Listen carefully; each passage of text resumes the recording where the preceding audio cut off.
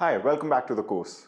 In the last part, we learned about ISO and we saw that the value of ISO won't really change in studio photography, so it's very easy and most of the times it's just going to be ISO 100.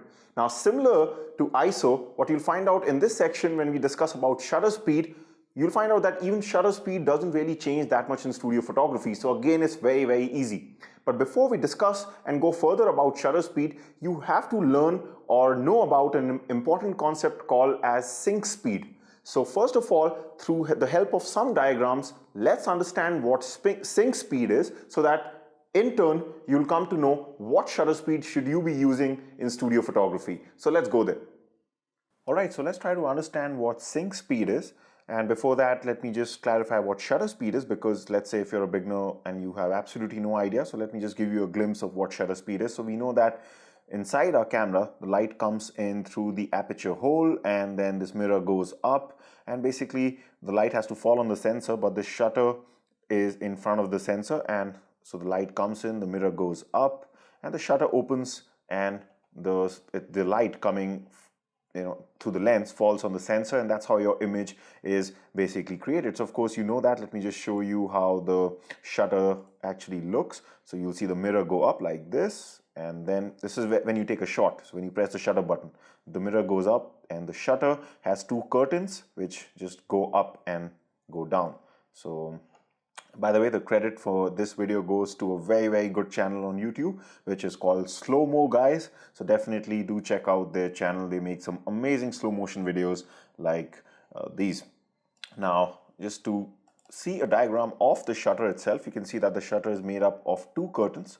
So the front curtain and the rear curtain, and the light is coming in. So these two curtains go up and down like this, which ultimately opens the gate, you can imagine, for the light to go through and hit the sensor, and your image is formed. So of course, what is shutter speed? Shutter speed is nothing but the time for which the shutter opens and closes. For example, if your shutter speed is set to 1/100, then that means your shutter opens and closes in 1/100th of a second. And we also know that there are two different types of shutter speed. So one is a faster shutter speed and one is a slower shutter speed. So faster shutter speeds are usually those big fractions like 1/500, 1/400. Of course, as the denominator increases, the time for which the shutter opens and closes reduces, and what that does to your shots is that you can freeze something which is moving. So that's why shutter speed is so famous in traditional photography, because it helps you to capture these really fast movements of your subjects. Like for example, here I've just dropped this cube of ice in the glass and we get this nice effect where I'm able to freeze this moment. So here I've used a shutter speed of 1/1000. Then of course is the slow shutter speed, which can be used very effectively to blur things. For example, shutter speeds of, let's say, oops, the image is not loading. Yeah, so let's say, there's no set criteria for what a slow shutter speed is, but let's say any shutter speed in which the time taken for the shutter to open and close is considerably more. For example, this shot has been taken at 2 seconds of shutter speed. So you can go into full seconds where the shutter remains open for a particular amount of time and then closes, and you get this nice motion blur.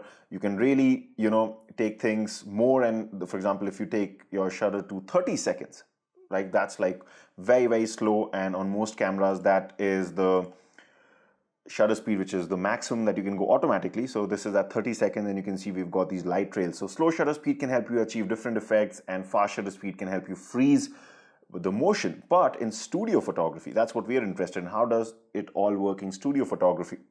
So in studio photography, shutter speed is important, but it's not the most important thing when it comes to creating any particular type of an effect. That's what you have to basically understand. And let me show you with the help of a drawing how everything works in studio photography when it comes to shutter speed, so that you will be able to understand what is this concept of sync speed.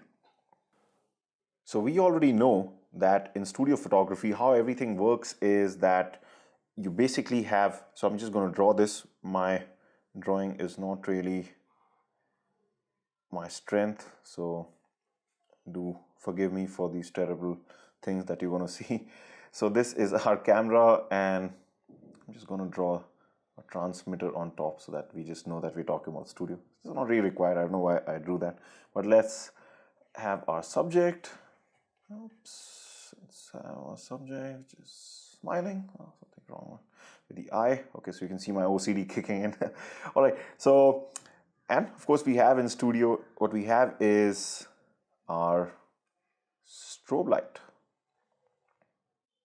And this is the softbox.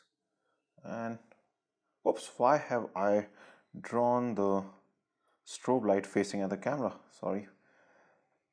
So of course our strobe light here with the softbox. I know that is just horrible. This is the light stand, and you know, we have this light, the flashlight going and hitting our subject. We already seen that's how it works, right? And this is you with the camera. So we already seen how things work in the flash exposure video, is that the flash from this strobe is going to hit our subject, and then this flashlight travels back into our camera, and we know that, let's say this is the sensor and this is the shutter. So of course, if light is going to hit your subject and go in, there is a slight delay before the light actually enters your camera and hits the sensor to form the image.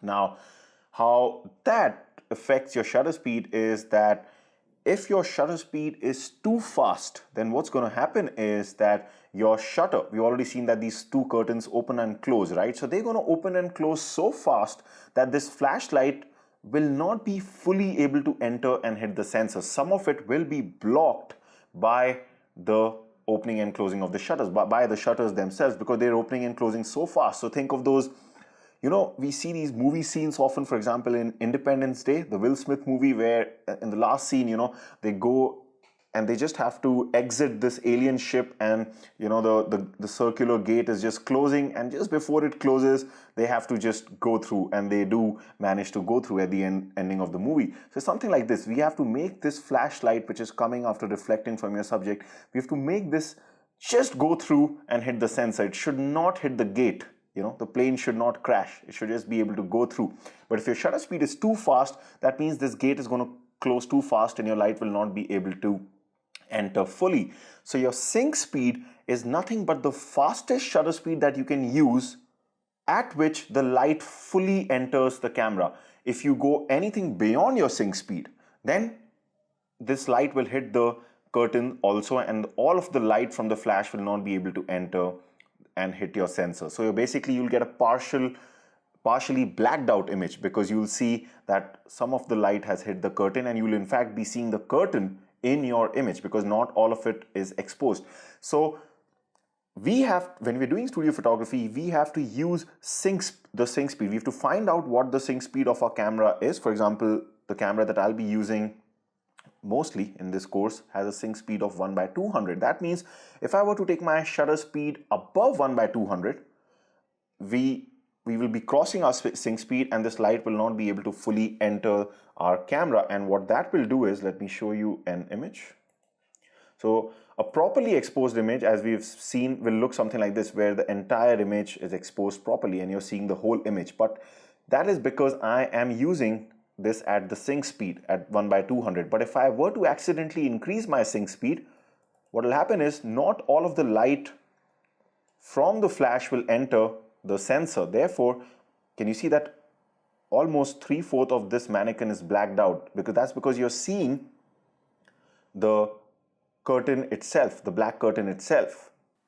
So we're actually going to be doing an exercise in a few moments from now in this very video, where I'll actually be taking a few shots where I deliberately use the wrong sync speed. That means not use the wrong sync speed, I deliberately cross the sync speed. So I'll be taking shots at 1/400, 1/300, and what you'll find is that as long as we're above our sync speed, we will get some partial blackness, because you can see here also it's not fully exposed.